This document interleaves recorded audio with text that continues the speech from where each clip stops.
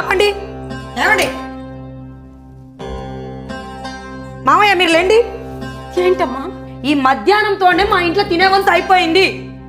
మీరు మీ పెద్దోని ఇంటికాడ తినాలి. వెళ్ళండి. కొంచెం అన్నం తినేసేద్దాము, ఆయన టాబ్లెట్లు వేసుకోవాలి కదా. మాకేం తేరగా రావట్లేదు. వెళ్ళండి వెళ్ళండి. ఏం మనుషులో ఏమో, వెళ్ళమన్న దాకా కూడా వెళ్ళరు. వెళ్ళండి.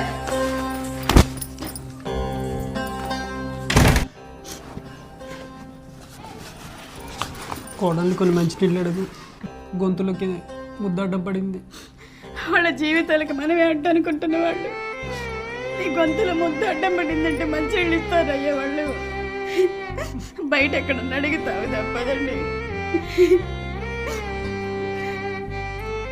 తల్లిదండ్రుల స్థానం దైవంతో సమానం అంటారు. కానీ మరి వీళ్ళు ఇది కేవలం కల్పితం మాత్రమేనండి.